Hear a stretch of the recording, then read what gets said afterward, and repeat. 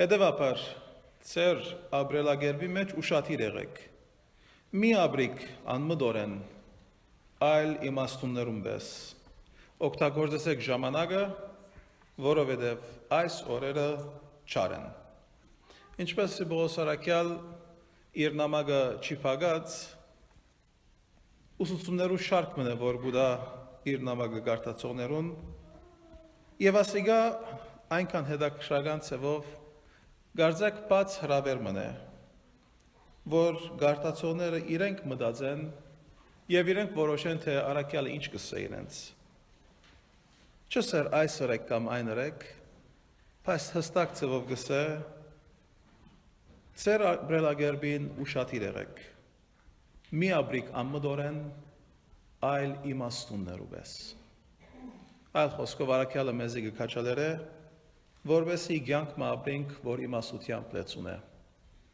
Իմաստություն բառը Սուրբ Գիրքի մեջ հաճախ գտնվող բառ է։ Իմաստությունը, երբ գործածենք մեր կյանքի մեջ, գարձեք թե Աստուծո է մասնիկ մնե, որ մեր կյանքի մեջ ուկա, մեզի կփոխե ավելի լավ անցերու կվերած է։ Այսօր սակայն դժբախտաբար գաբրինք այնպիսի վիճակներու մեջ, այնպիսի մթնոլորտի մեջ, որ իմաստությունը գարձեք կամած կբաքսի մեր մեջ են, կբաքսի մարդկության մեջ են։ Ցեզի պիտի պատմեմ հետաքրքրական պատմություն, որ անցյալ շաբաթ ինձի հետ պատահեցավ։ Անցյալ շաբաթ դեղ մնայի եւ այնպես պատահեցավ, որ աջ կողմս մարդ մը գար եւ ցախ կողմս ալ ուրիշ մեկը գար։ Եվ հանգարց ասոնք իրար տեսան։ Եվ ըստ երևույթին բարեկամներ էին, որոնք շրջան մնա իրար չէին տեսած,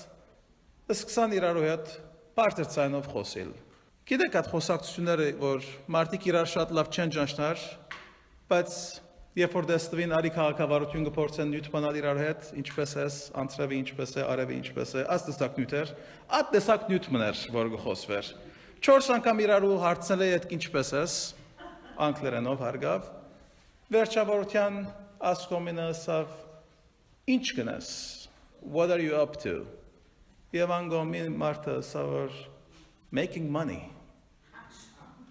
Մեկ վարգան փորձեցի մտածել ինչ կլա, իմ ընելիքս ըրի հավաքվեցա անդեղեն եւ հեռացա։ Կնահատեցի այս մարդը իր անգեղծության համար, որովհետեւ ինչպես ասի գաբրինք այնպիսի ժամանակի մեջ, որ գարձեք թե մեր կյանքին հիմնական բանը անե, բայց այս մարդը անգեղծ է որսավ։ Բայց անգամ փորձեցեք մտածել։ Եթե մեր կյանքին ամբողջ կենտրոնացումը ըլլա այդ դրամ շինել, դրամ շահել, կգարձեք, որ մեր կյանքի իմաստությամբ ապրած ենք։ Չեք կարծել, որ մեր կյանքի մեջ են հիմնական բանը գվաքսի։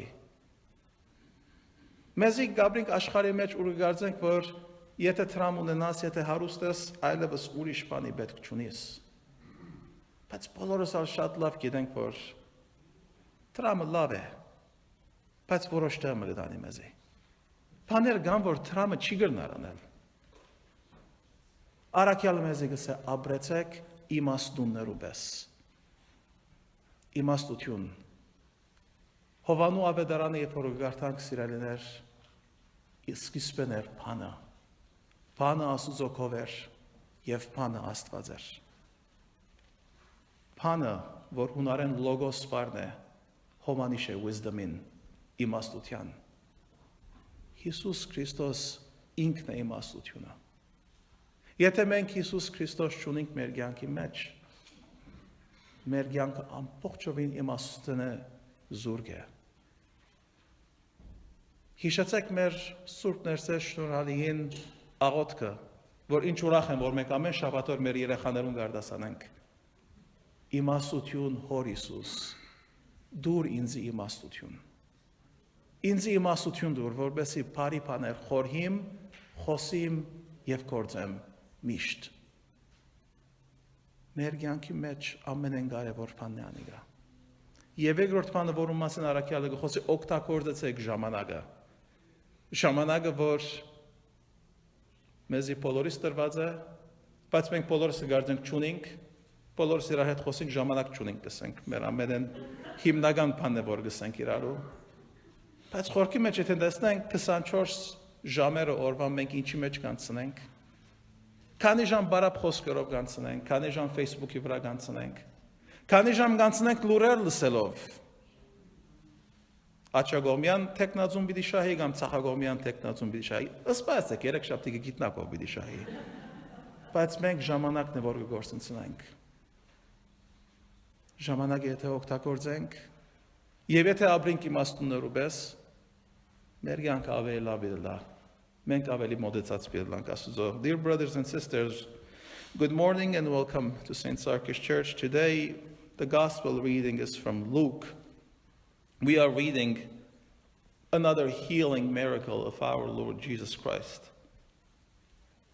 The short paragraph that we have today is about the healing of the young daughter of the leader of the synagogue, whose name was Jairus, and how Jesus restored her life.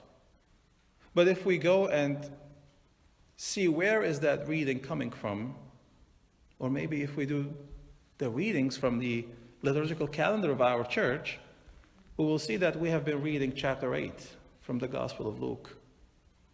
And it's about two healing miracles of Jesus. The first healing miracle happens to a woman who has been suffering for 12 years with hemorrhage. And the next healing story, the healing miracle, is of a young girl who was 12 years old who was dead. There are very important parallels in these two healings. So here's what I'm going to do. We're going to do a little bit of Bible study and then the sermon. Let's try something different today. Jesus was teaching in the crowd. And there was this woman who has been suffering for 12 years. When she saw Jesus, she knew that Jesus would be the one to heal her. Let's do a little bit of homework. Hemorrhages were considered impurity according to the law of the Old Testament. If anybody was suffering from that, that person was considered unclean. They were not supposed to go to the temple. They were not supposed to touch anyone. We see a person who would be considered unclean in the community, seeing Jesus, however, probably feeling very uncomfortable to go and to speak to her about her situation, but mastering the courage to go and to touch her. She touches her, and the same minute, she's healed. But Jesus does not want to stop there. He turns around and he says, "Who touched me?" Obviously, Jesus wants to make a scene out of this. The disciples around him start to ridicule him. Are you kidding? There are millions of people here. Somebody touched you. But Jesus says, "No, someone touched me." And this woman, who was just healed, approaches and she says, "It was me." And Jesus says, "Your faith has healed you." In the meantime, Jairus, who was there trying to get Jesus to go to his house to heal his daughter, who was very sick, still waiting, people come from his house and say, "Do not bother the master anymore. Your daughter is dead." Jesus says, "No, she's not dead. She is sleeping." They go to the house. In the solitude of the room, Jesus, the parents, 3 of the close disciples of Jesus, and then we see Jesus touching this young girl. And the life is restored. Jesus says, "Give something to her to eat." Now, what are the parallels? Here are the parallels. The woman was considered unclean. Jesus broke the law. He did not care about the law. It was okay for that unclean woman to touch him. Jesus came and he touched the little girl who was dead. You were not supposed to touch a dead person. You would be unclean. Jesus did not care for that. He touched that dead body. He broke another law. These were taboos that Jesus was dealing with. Jesus is the source of life. He gave life. In the first instance, we see that Jesus saying, "Your faith has healed you." In the second case, we hear him saying, "Give her something to eat. She is too young. She needs to grow up. In the meantime, you as the parents, you are responsible for her spiritual well-being." Now I'm done with the Bible study. Let's start the sermon. I can't imagine the situation of the father, Jairus, who was a leader in the synagogue. I can't begin to imagine how he must have felt to know that his daughter was sick. She was on the verge of dying. He was trying to beg the master to go to his house. I remember very well when I was giving this sermon or speaking about the same topic last year. My youngest son, Avedis, had just come out of hospital. And it was a minor infection. And that, for me, was a life-changing experience. To have a child at home who is at risk of dying. I don't know how this man was feeling there. It was a very, very difficult situation. His life must have been shocked, upside down. He was probably experiencing a storm in his life. And when I reflect on the situation of this father, it makes me think of Psalm 29. Now you would say, what is Psalm 29? If you go to Psalm 29, we see the author of the psalm describing a thunderstorm. And in there, he says, "The voice of the Lord is powerful. The voice of the Lord is full of majesty. The voice of the Lord is over the waters. The God of glory thunders." I remember this psalm because studying this psalm, it made me realize that this was not about the Weather Channel, by the way. This was about a person who was caught in the middle of the storm. And then he reflects on his experience. He must have felt so scared, so frightened to experience that storm in his life. And we go with the thinking and the mentality of that day when people thought that everything, even the storms, were the direct actions of God. God caused this storm to happen. And then at the end of the chapter, he says, "But God gives you peace." In other words, the author reflects, and as if he is saying, it is the same God who causes the storm and the same God who delivers you from the storm, so long as you believe in God. And by the way, the word peace, shalom, or for those who know Arabic, it's not only about the peace, but it's the wellness, the overall wellness that God gives us. Jairus made the right choice. He went and he brought Jesus. He did not seek to bring a doctor. He brought Jesus home. Sometimes in life, it is very difficult for us to make the right choices. I'm reading a book. I just started reading a book. I can't tell you how it's going to end because I just started reading it, right? The title of the book is Coming Clean. Apparently, it's about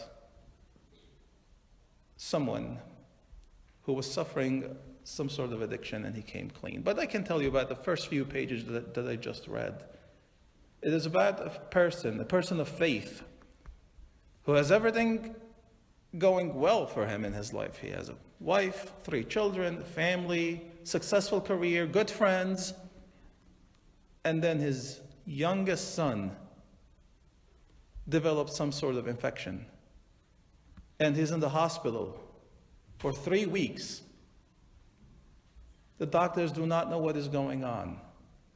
All the medications that they're trying is not working. And he's seeing the health of this young child declining further and further. At that point, he makes a choice. He says, I stopped praying because I did not want to saddle God with the success or the failure of my prayers. I did not want to pray for my son's health. But I picked up the phone and I called my sister and I told her, bring me the bottle of gin discreetly. And his addiction started that day. We make choices in our lives. And some choices are made especially when we are in times of stress. Jairus was in times of stress, and he made the right choice. Bringing Jesus home. This is the overall title of what I'm trying to say today. He brought Jesus home. It's our responsibility to bring Jesus home. My children take music classes. They're trying to learn to play the piano. It's a wonderful thing. It's an opportunity that I've never had in my life.